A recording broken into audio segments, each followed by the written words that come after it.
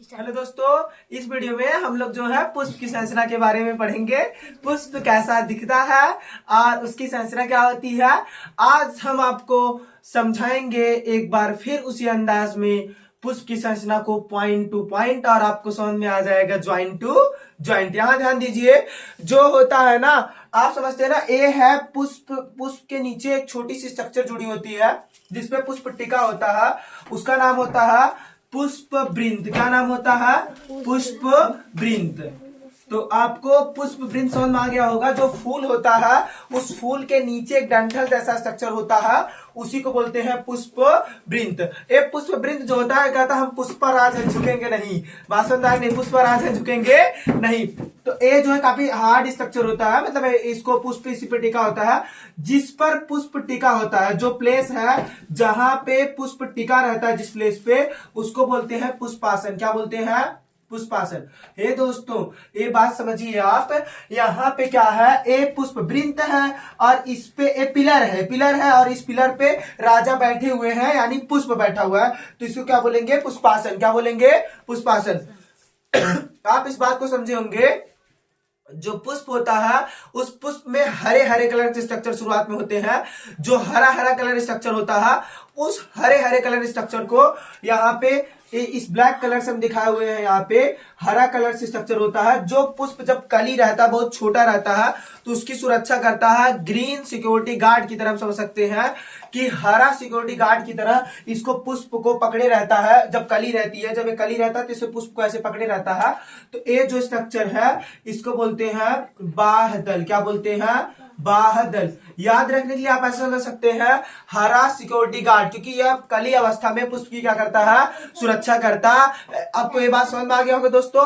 अब यहाँ पे देखिए, पुष्प में ऐसे 5 या 6 गुड़हल के फूल में आप देखेंगे 5 ऐसे रेड रेड कलर से निकले होते हैं। हर पुष्प में अलग अलग कलर के होते हैं, जो इस तरह से निकले होते हैं उनको बोलते हैं दल। क्या बोलते हैं? दल। क्या कहते हैं दोस्तों? दल। जो दल होता है ना, ये रंगीन डांसर होता है। क्या होता है? रंगीन डांसर की तरह कार्य करता है। जैसे दोस्तों ना, जब कुछ लोग होते हैं नाचते लगते हैं ना, तो सब लोग आके अट्रैक्ट हो जाते हैं। वैसे जो दल होता है, एक कलर रंग बिरंगा होता है, ये कीटों को अपनी तरफ खींचता है ताकि परागण प्रक्रिया हो सके। तो देखो, समझो दोस्तों, ये जो कलर से निकले होते हैं वो क्या होते हैं? दल होते हैं। इनको हम याद करने के लिए रंगीन डांसर की तरह समझ सकते हैं।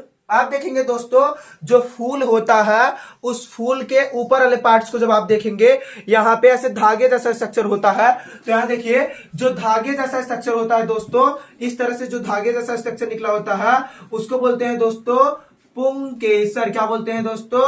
पुंकेसर। अब इस पुंकेसर के 2 पार्ट्स होते हैं। ऊपर फूला रहता है, उसे बोलते हैं परागकोश। क्या बोलते हैं दोस्तों? परागकोश। और नीचे जो धागे जैसा होता है उसे बोलते हैं पूतंतु।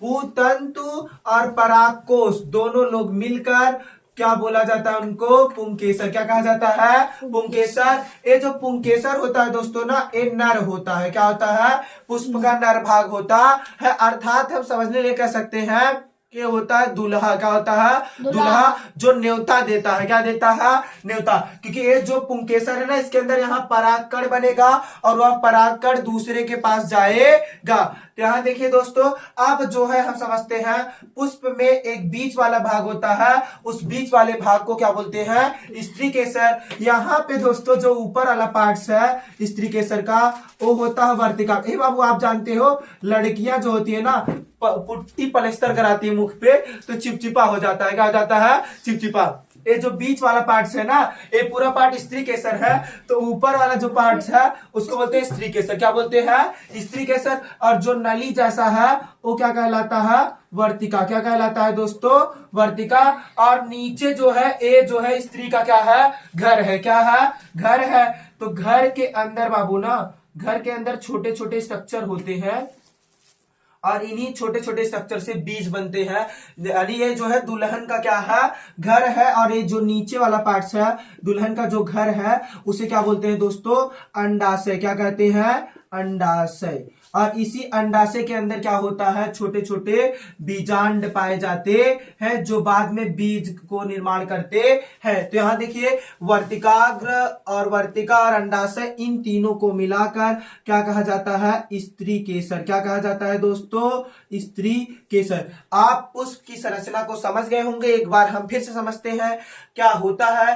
पुष्प एक जो है डंठल के समान संरचना पे टिका होता है या डंठल के समान संरचना से जुड़ा होता है, जिसे पुष्पवृंत कहते हैं। जिस स्थान पे जुड़ा रहता है उसे क्या बोलते हैं, पुष्पासन। और उसमें हरे कलर से भाग होता है जो पुष्प को कली अवस्था में पकड़े रहता है, उसको बोलते हैं बाह्य दल। और रंग बिरंगे निकले होते हैं उसे क्या बोलते हैं, दल। और यहाँ पे जो धागे जैसा स्ट्रक्चर होता है उसे पुंकेसर कहते हैं। धागे जैसा जो स्ट्रक्चर होता है ऊपर फूला रहता है उसे परागकोश, और नीचे जो डंठल जैसा होता है उसे पूतंतु कहते हैं। अब हम समझते हैं स्त्री केसर। स्त्री केसर का जो ऊपर वाला पार्ट होता है वर्तिकाग्र, और नली नुमा जो भाग होता है वर्तिका, नीचे फूला हुआ भाग क्या कहलाता है, अंडाशय। और इसी के अंदर क्या पाया जाता है, बीजांड। और वर्तिकाग्र, वर्तिका और अंडाशय तीनों क्या बनाते हैं, स्त्री केसर। इसको समझने के लिए आप समझ सकते हैं कि जो बाह्य दल होता है ये हरा सिक्योरिटी गार्ड होता है, एक कली अवस्था में पुष्प को पकड़ता है। और दल जो होते हैं रंगीन डांसर होते हैं क्योंकि एक कीटों को अपनी तरफ आकर्षित करते हैं। और जो पुंकेसर होता है दुल्हा होता है, अर्थात अपने अंदर से परागकण को रिलीज करता है। और स्त्री केसर जो होती है दुल्हन होती है, ये परागकण को ग्रहण करती है और अंदर आएगा, यहाँ पे स्ट्रक्चर में परिवर्तन होगा जिससे बीज यानी बच्चे का निर्माण होगा। Thanks for watching this video. दोस्तों आपको यह वीडियो कैसा लगा आप कमेंट करें।